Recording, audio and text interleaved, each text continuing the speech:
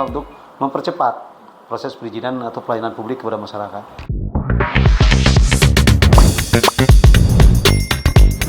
Perkenalkan, nama saya Nisa, mahasiswa dari UIN SMH Banten.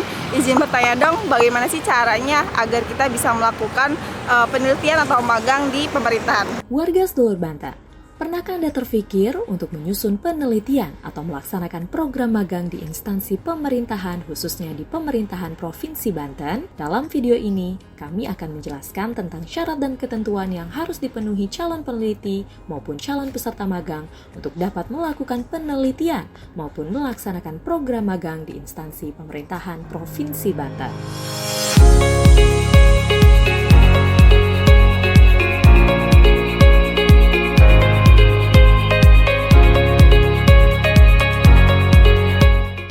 Sebagaimana kita ketahui bahwa program magang diselenggarakan sebagai bentuk implementasi ilmu yang diperoleh selama berada di bangku perkuliahan.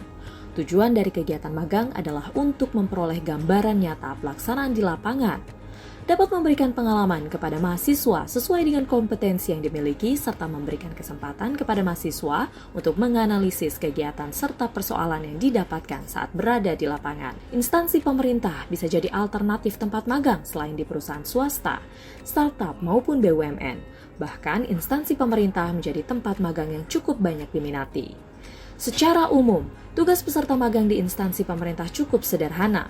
Peserta magang akan diberikan tugas yang sesuai dengan latar belakang pendidikannya. Dalam pelaksanaan magang, peran mahasiswa termasuk penting bagi instansi maupun bagi peserta itu sendiri. Bagi instansi, keberadaan mahasiswa magang sedikit banyaknya akan membantu kinerja. Sedangkan bagi mahasiswa, pelaksanaan magang dapat menambah wawasan baru, meningkatkan pemahaman dan kompetensi mahasiswa, serta mampu beradaptasi dengan lingkungan di mana hal tersebut dapat membantu mahasiswa untuk siap terjun di dunia kerja nantinya.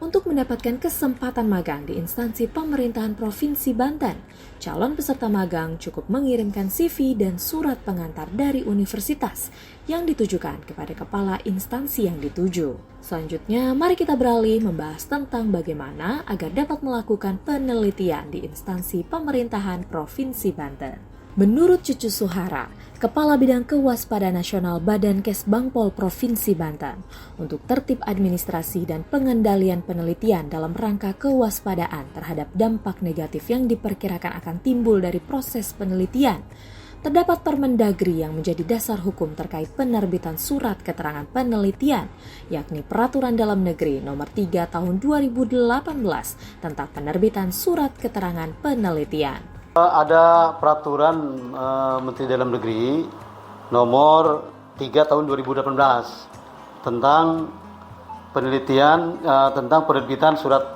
keterangan penelitian. Itu yang dijadikan pedoman dasar untuk para peneliti itu meminta surat keterangan kepada pemerintah daerah atau kementerian. Dalam Permendagri tersebut, dijelaskan bahwa penelitian merupakan kegiatan yang dilakukan menurut kaidah dan metode ilmiah secara sistematis untuk memperoleh informasi, data, dan keterangan yang berkaitan dengan pemahaman dan pembuktian kebenaran atau ketidakbenaran suatu asumsi dan atau hipotesis di bidang ilmu pengetahuan dan teknologi, serta menarik kesimpulan ilmiah bagi keperluan kemajuan ilmu pengetahuan dan teknologi. Penelitian bisa dilakukan perorangan atau kelompok berwarga negara Indonesia yang berasal dari lembaga pendidikan atau perguruan tinggi, badan usaha dan atau organisasi kemasyarakatan yang melakukan penelitian. Setiap peneliti yang akan melakukan penelitian di instansi pemerintahan maupun kementerian memerlukan surat keterangan penelitian atau SKP, di mana SKP tersebut diterbitkan oleh Menteri Dalam Negeri, Gubernur, Bupati atau Wali Kota sesuai dengan kewenangan ruang lingkup objek penelitian yang akan dilakukan peneliti. Pada umumnya di tingkat provinsi, penerbitan SKP dilakukan oleh Gubernur melalui Dinas Penanaman Modal dan PTSP Provinsi dan berkoordinasi dengan Badan Kesbangpol Provinsi.